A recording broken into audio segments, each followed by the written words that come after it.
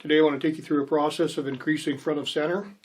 I'm going to add some 25 grain inserts that I received off of Amazon. They slide into the end of your arrow. First step, I'm going to weigh and sort each of these to make sure I get the right weight. Alright, so I got one at 25.2, 4 at 25.3, and 2 at 25.4. It should take my front of center up to around 14, just over 14%. So the next step, I screw them onto the threaded rod. Put a little dab of fletching glue on the end, on the threads. Then we just slide it up.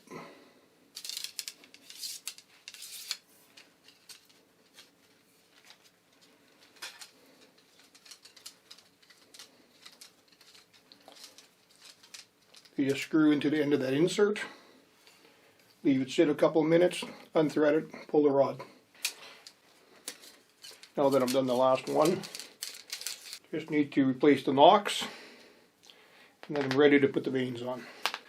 I like to fletch my arrows with these 2.5 inch blazers. I use a helical jigging tool.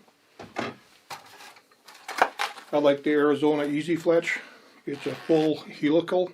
It's not just an offset.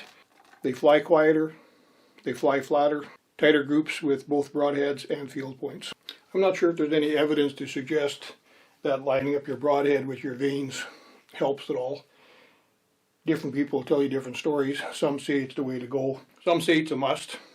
I like to do it just because while you're setting up your vanes, put new vanes on, it's easy to line them up. So I just take an extra minute or two, set up my jig, line up my broadhead with my vanes, and then glue things down. I don't always have tips on all my arrows, so one of the little tips that I do to keep myself organized is my field points. I use 2 white and 1 orange, and on my broadheads I use 2 orange and 1 white.